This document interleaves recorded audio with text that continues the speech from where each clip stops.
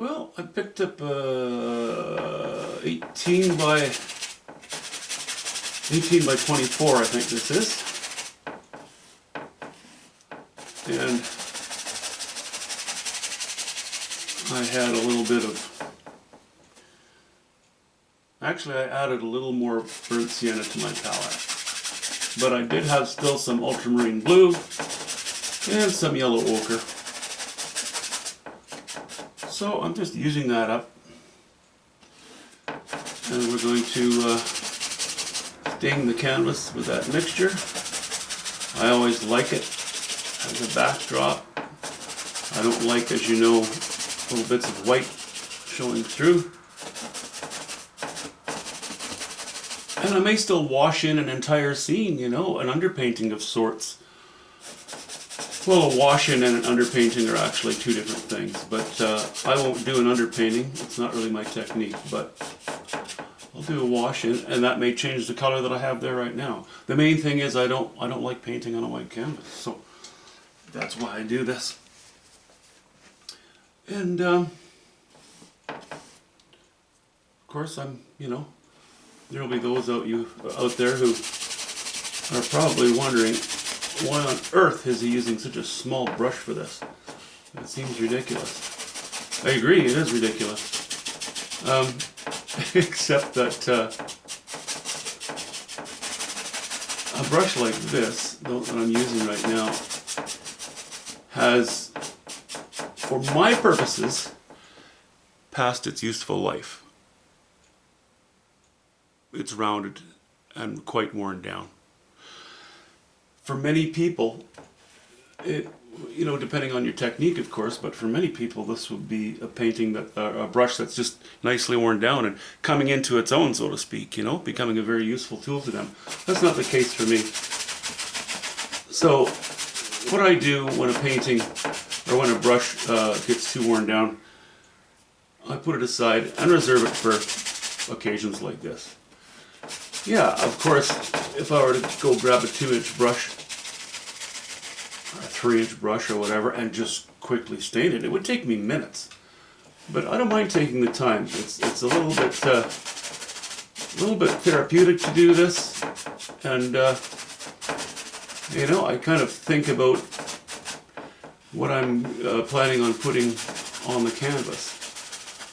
Plus, using a little stiff brush like this, it ensures that every little divot on this canvas has got paint in it. I don't really miss any spots. And unlike using a separate brush, or a big brush for this, I don't have to wash this. Its life is over. This now goes in the garbage. So I won't be have to go through the bother of cleaning the brush, which takes a bit of time on its own, and I don't waste any paint thinner or turpentine or solvent or what have you.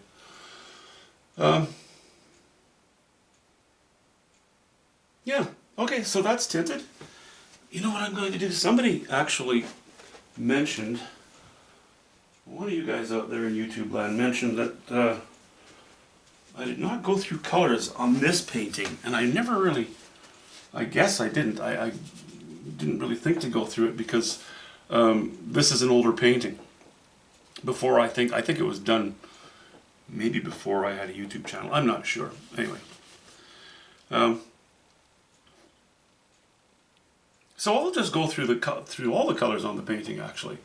The sky, pretty much ultramarine blue. And then we're mixing ultramarine blue with a bit of yellow ochre and a bit of cobalt blue. There's a few shots that are mostly cobalt blue, straight cobalt blue almost. So here's pretty much straight cobalt blue. Now there's a hint of white. And ultramarine blue, and a hint of white. And this little area here, I think I've put in a little bit of raw umber.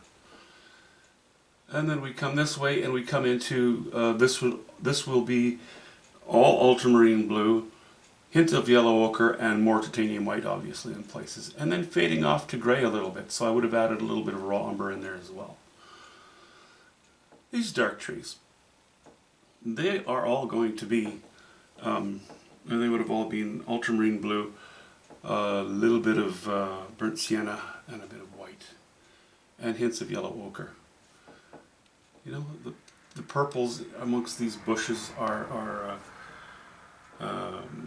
alizarin crimson, yellow ochre, and I would have toned them down a little bit with a hint of ultramarine blue in some spots, cobalt blue in others.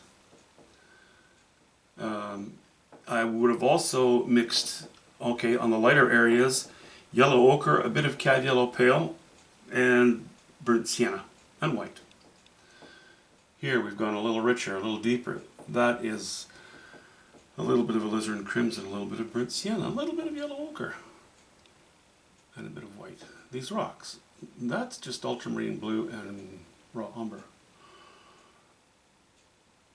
The foreground is ultramarine blue, yellow ochre, bit of burnt sienna.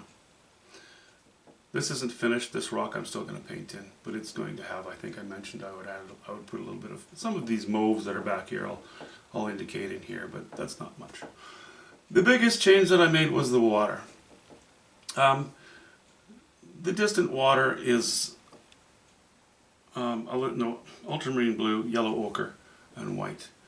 And then we just get rid of the white slowly as we work our way forward. This is ultramarine blue, yellow ochre, a bit of burnt sienna, and hints of white here and there. And here we have again titanium white, bit of yellow ochre. That's really reserved for the lightest spots. I think that's about it. Those are the mixtures, you know, always in varying amounts, varying degrees. We'll see how this comes, but you know, as I say, it's not done yet. But happy to have another blank canvas to play with. I have some thoughts about it, and I'm going to sit back and look a little longer at it before I decide what to do. I know that I just tinted it now, so I would like to give it, it won't be dry today. Even tomorrow morning, it won't be dry. You'll still be able to smudge a little bit of paint off of it, but I want it to be mostly dry, that's all. I'd like to get to painting on it today, so I'm going to be painting, I'm going to be putting some charcoal on there into a bit of wettish surface. So I better be fairly sure about my lines, because once you lay charcoal on a freshly tinted canvas, you're not getting it off again. So I'm going to have to be fairly sure about my lines when I do that. And, you know, if that works out, then I'll go ahead and paint in it. And this will be dry enough that you could no longer really consider it wet in wet painting, you know. Wet in wet painting really is more concerning laying on straight oil paint or oil paint with a medium of some sort, and then just continuing to work into it while it is wet. You know, it becomes a lot more slippery situation. And the final outcome is not often as, I guess I should look at you while I'm talking here. I guess the final outcome is often not as, as direct, as vivid. The strokes in themselves, even though they may be strong, they don't have the appearance of quite the same strength as when you give some time between your layers of paint. I don't always have layers. I don't always paint in layers. Sometimes it's sort of alla prima, you know. It really depends. Each individual painting is a little bit different. Anyway, we'll leave it at that for now. Let's touch base once we have a composition on here. Or during the composition. Anyway, talk to you soon.